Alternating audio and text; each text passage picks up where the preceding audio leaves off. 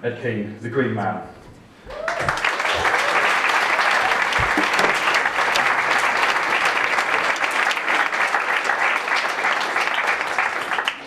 Hi. Okay, so my name is Edd Keene, and I am a multi-instrumentalist live looping performer.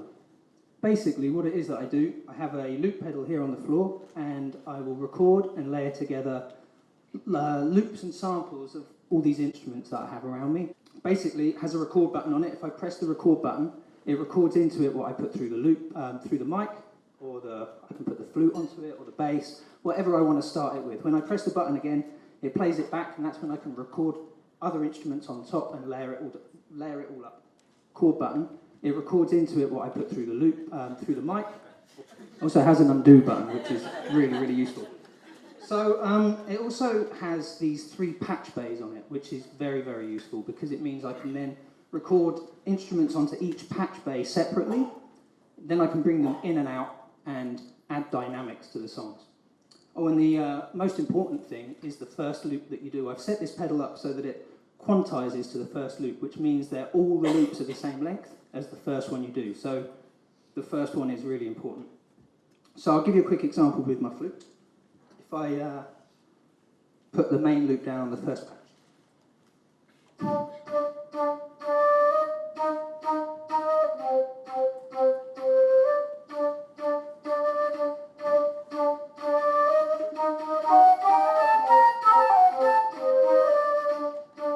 Okay, so then I can go to the second patch and I can put down some more flutes that I can bring in and out later on.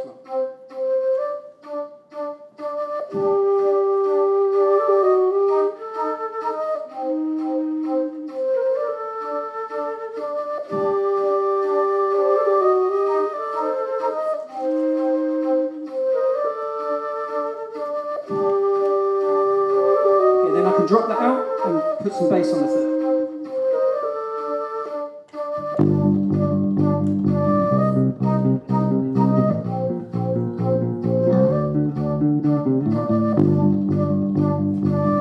Some drums.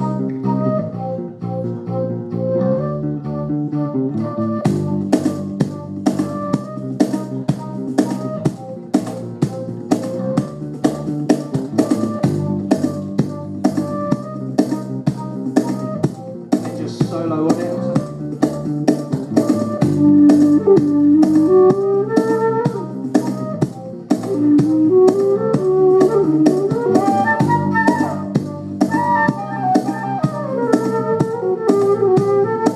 Bring in the other flute.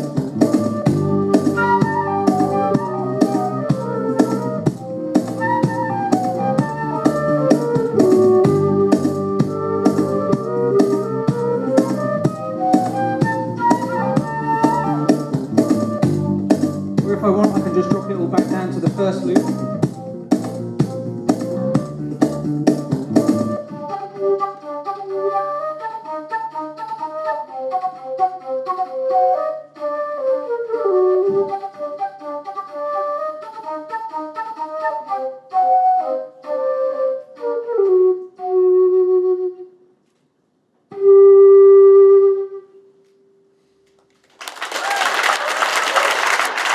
That's not cool.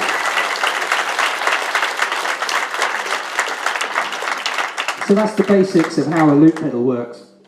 I want to tell you a little bit more about it before I play you a proper song. Basically, it's been around a really long time. It's been around a lot longer than I've been doing it. I've been doing it for 10 years. 10 years ago, a lot of people didn't have a clue what looping was. They basically just thought I was playing to backing tracks, which was a bit frustrating, seeing that's not what it is at all. It's all live looping. There's no pre-recordings or anything, so that was a bit frustrating. But nowadays, it's becoming much more popular because there's been some mainstream artists who have been using it in their sets, which is great. Next month, I'm going to be going to California to play at an international live looping festival. And it's not just in California, it's in Mexico, there's one in the Philippines, there's one in Australia. So basically, it's all over the world, which is fantastic. So it's getting more and more well known. And everyone I see who does it is completely different, completely unique. There are people who do it who just use their voices. There's a lot of beatboxers who do it. There's people who use just one instrument. There's this lady I saw not that long ago just using a harp, and it sounded beautiful. But the thing is everyone who does it, it's unique to them. And when you play in a band, everybody who plays an instrument has their own style. So it's an undiluted way, an uninfluenced way of making music. And with that, I'm gonna play you another song. So this is a very new song that has no name, but I only wrote it the other day, and I like to put pressure on myself, so I thought I'd try and play one that I haven't finished yet. So here we go.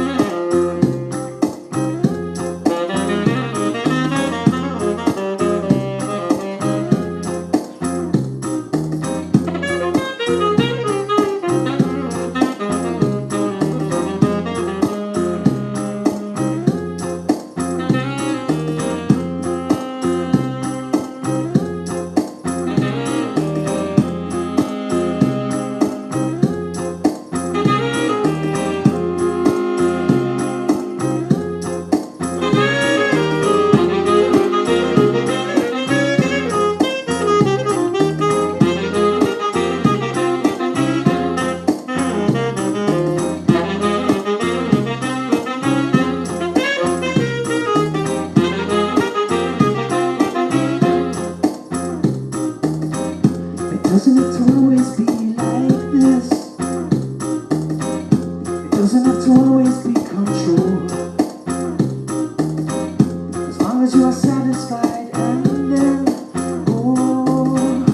you'll be smiling in your soul. You'll be smiling all the way. It's all the way home. It's all the way.